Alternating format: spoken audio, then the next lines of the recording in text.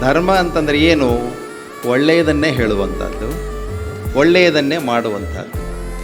ಒಳ್ಳೆಯದನ್ನೇ ಹೇಳಿದಾಗ ಅವರಿಗೆ ಸಿಕ್ಕ ಪ್ರತಿಫಲ ಏನು ಅಂತ ನೋಡಿದಾಗ ನಮಗೆಲ್ಲ ಕಾಣಿಸ್ತು, ಕ್ರಿಸ್ತನಿಗೆ ಮೊಳೆಯನ್ನು ಬಡಿಯಲಾಯಿತು ಅಂತ. ಧರ್ಮವನ್ನು ಹೇಳಿದ ಯಾವ ವ್ಯಕ್ತಿಗೂ ಇಂಥ ಒಂದು ಶಿಕ್ಷೆ ಸಿಕ್ಕಿಲ್ಲ. ಪೈಗಂಬರರು ಧರ್ಮದ ಬೋಧನೆ ಮಾಡ್ತಾ ಬೀದಿಗಳಲ್ಲಿ ಅಡ್ಡಾಡುವಾಗ ಮೇಲಿಂದ ಅವರಿಗೆ ಕಸವನ್ನು ಚೆಲ್ಲಿದಂಥ ಉದಾಹರಣೆಗಳು ಇದ್ದಾವೆ. ಒಂದು ದಿನ ಯಾಕೆ ಕಸ ಚೆಲ್ಲಲಿಲ್ಲ ಅಂಥೇಳಿ ಪೈಗಂಬರರು ಮೇಲೆ ನೋಡ್ತಾರೆ. ದಿನಾಲೂ ಚೆಲ್ಲುತ್ತಿದ್ರು, ನನ್ನ ಮೇಲೆ ಕಸ ಯಾಕೆ ಚೆಲ್ಲಿಲ್ಲ ಅಂತ ಗೊತ್ತಾಗುತ್ತೆ ಅವರಿಗೆ.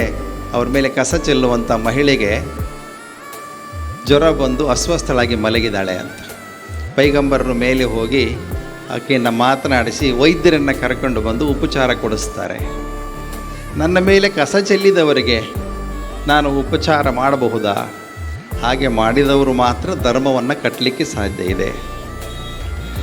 ತಮ್ಮ ದೇಹಕ್ಕೆ ಮೊಳೆ ಬಡಿಸಿಕೊಂಡವರು, ಬಡಿದವರನ್ನು ಕ್ಷಮಿಸಿ ಅಂತ ಹೇಳಿದವರು ಧರ್ಮವನ್ನು ಸ್ಥಾಪಿಸಲಿಕ್ಕೆ ಸಾಧ್ಯ ಇದೆ. ಹಾಗೆ ಎಲ್ಲ ಧರ್ಮದ ಮೂಲ ದಯೆ ಅಂತ ಹೇಳಿದಂಥ ಬಸವಣ್ಣ ಒಂದು ಧರ್ಮವನ್ನು ಸ್ಥಾಪಿಸಲಿಕ್ಕೆ ಸಾಧ್ಯ ಇದೆ.